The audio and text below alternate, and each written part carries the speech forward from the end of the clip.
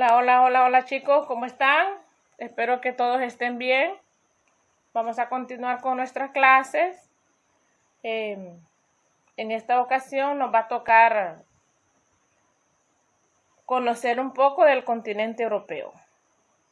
Como pueden ver ahí en el mapa mundi, tenemos todos los países del mundo y está señalizado con una flecha roja el continente europeo.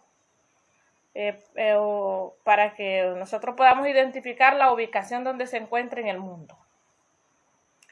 Descripción del continente europeo. Cuando nosotros miramos, pueden observar ahí ese mapa, está todos los países del continente europeo. Descripción del continente europeo. Dice que Europa ha desempeñado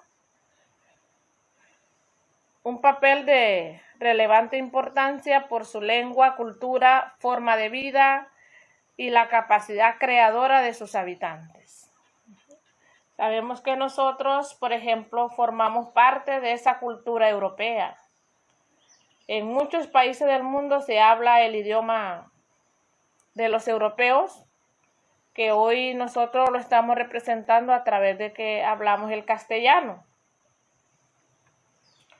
Y las culturas que prevalecen en todos los países, en la mayor parte de los países del mundo, viene del continente europeo.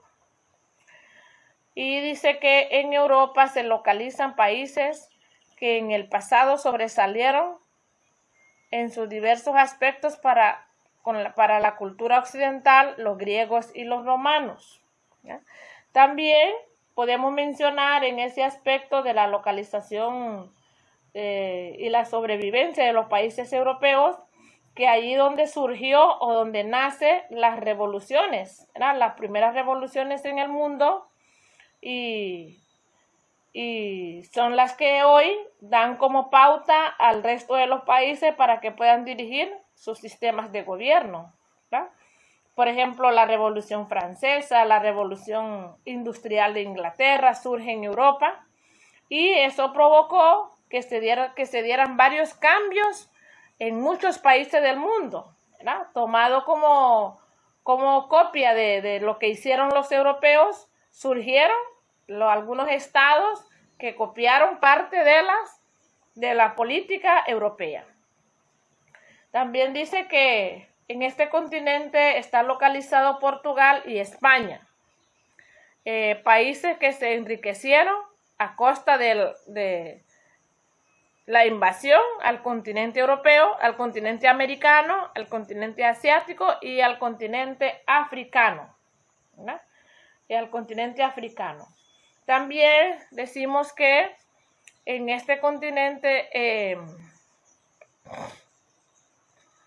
en su caída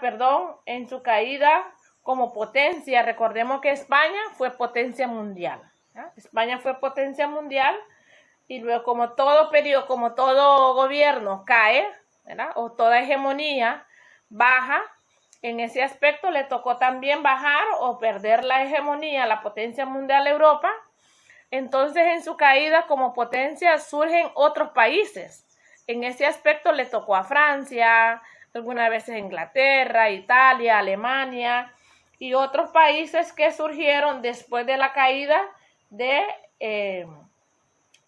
Europa, de España, después de la caída de España, o después de ser potencia mundial España, ¿ya? Después de ser potencia mundial España, entonces surgen esos países y empiezan a formar sus colonias en el mundo, ¿ya?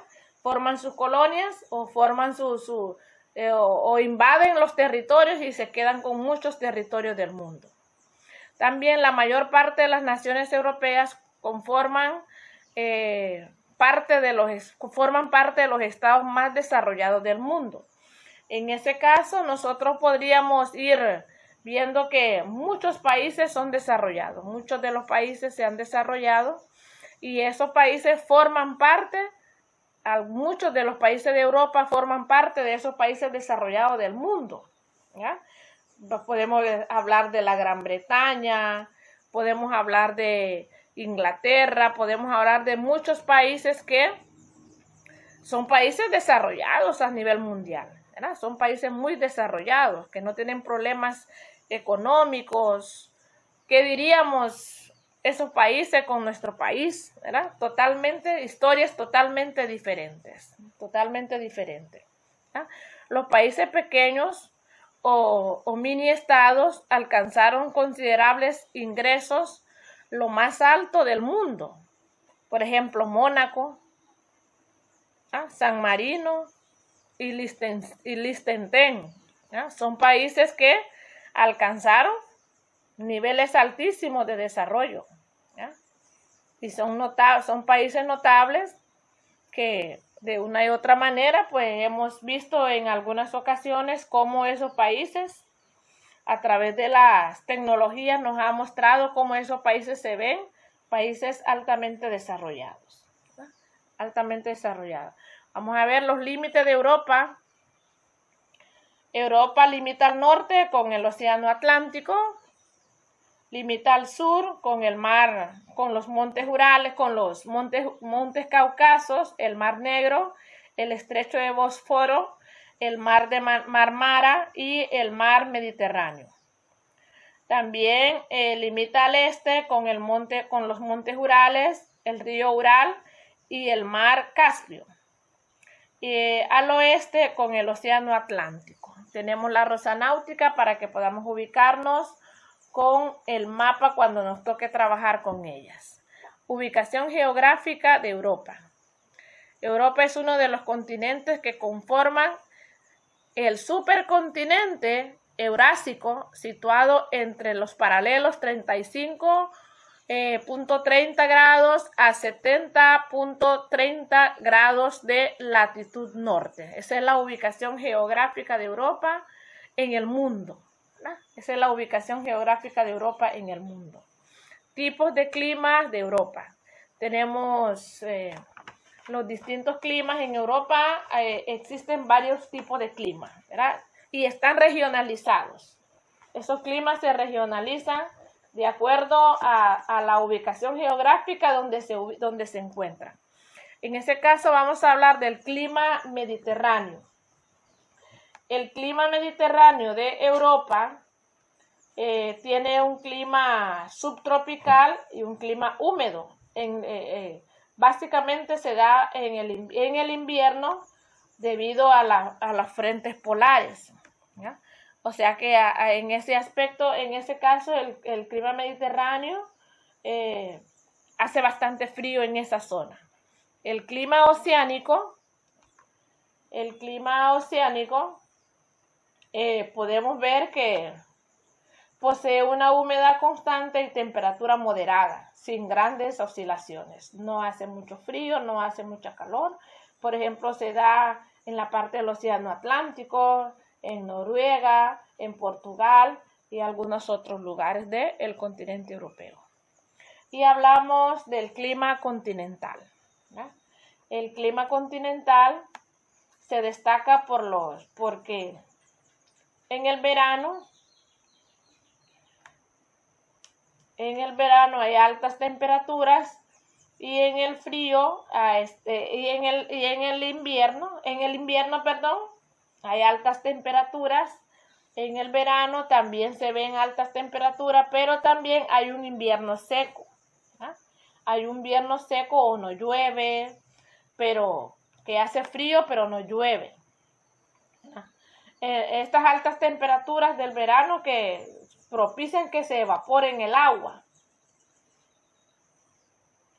y que el agua caiga y muchas veces el agua cae como chaparrones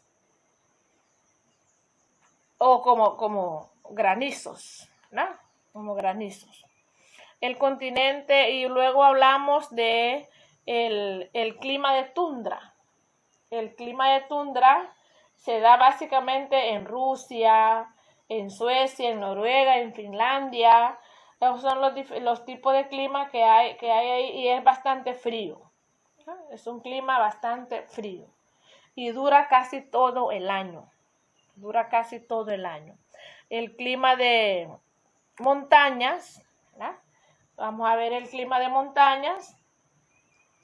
Su humedad es relativa al aire y provoca bastante precipitaciones, o sea que en esas zonas llueve bastante. Y las temperaturas disminuyen de 0.5 a 1 punto grados centígrados, o sea que llueve, hace frío, hay bastante humedad y se encuentra en algunos lugares muy altos, ¿verdad? Algunos lugares muy altos. Luego hablamos de la vegetación de Europa. Hacia el norte el verano se llena de flores, de vivos colores y flores de diferentes colores, ¿verdad? Esa es parte de la vegetación de Europa. Y también en el invierno crece bastante lo que es el helecho, que se llena de musgos y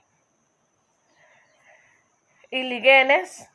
Podemos ver ahí en el recuadro, en la imagen que le demuestro, que los diferentes tipos de plantaciones que hay de acuerdo a cada uno de la región de Europa. No toda Europa tiene la misma vegetación. La vegetación de Europa es de acuerdo incluso del clima. Es incluso se da de acuerdo al clima. Y son diferentes tipos de vegetación que hay de acuerdo al clima. Y la otra cuestión que podemos ir identificando nosotros cada una de ellas. En el libro, cuando les toque a ustedes leer su libro, está la información más extensa, más ampliada. Seguimos hablando de la vegetación de Europa. El desarrollo de la flora está ligada al clima, totalmente regionalizadas. Y, por ejemplo, en Escandinavia se encuentran las hojas perennes o los pinos, los diferentes tipos de plantas, ¿verdad? Y si miramos posteriormente vamos a ir encontrando los diferentes tipos de vegetación que hay de acuerdo al clima, ¿verdad? De acuerdo al clima. Y también podemos encontrar las faunas que se encuentran en Europa, ¿no? Miramos que hay diferentes tipos de faunas. Hay variación de faunas en Europa, hay bastantes animales sofisticados y podemos encontrar, por ejemplo, también las faunas están regionalizadas de acuerdo al clima, de acuerdo a la ubicación, de acuerdo a la ubicación geográfica donde se encuentra. Ahí viven los animales de acuerdo a las temperaturas que ellos puedan sostener o que puedan soportar, ¿ya? Por ejemplo, tenemos el zorro ártico, tenemos las tortugas, las lagartijas, las ovejas, abundan las cabras, abundan los diferentes tipos, los caribús, los diferentes tipos de animales que se encuentran en Europa, ¿ya? Diferentes tipos de animales sofisticados. Hablamos de la hidrografía de Europa, ¿ya? En ese aspecto podemos hablar de los ríos. Podemos ver un mapa de Europa allí y los ríos que se encuentran ahí en el continente. Muchos son de poca afluencia, hay algunas zonas donde hay ríos, hay algunas zonas donde no hay ríos. Por ejemplo, la parte central de Europa casi no tiene ríos. En ese caso vamos a hablar que existen varias cuencas hidrográficas y algunos drenan al Atlántico, otros drenan al Ártico, ¿ya? En el caso del Atlántico está el río Elba, el río Rin, el río Loira, y en el Ártico está el río Ebro, el Ródano y el río Po, ¿ya? Esos son los ríos que se encuentran en África, no tienen muchos afluentes, pero protegen bastante sus fuentes de agua. Los europeos protegen bastante su fuente de agua. Y les voy a algunos aspectos sobresalientes de Europa, ¿no? Hay muchos aspectos sobresalientes, chicos, los van a encontrar en la página número 53 para que ustedes puedan copiarlo incluso en el libro, para que ustedes puedan copiarlo en el libro, y porque es muy extenso el contenido, entonces ustedes pueden copiarlo en su cuaderno para que podamos tenerlo ahí de referencia. Muchísimas gracias. Espero que le haya gustado la temática de hoy y espero verlos pronto. Muchísimas gracias.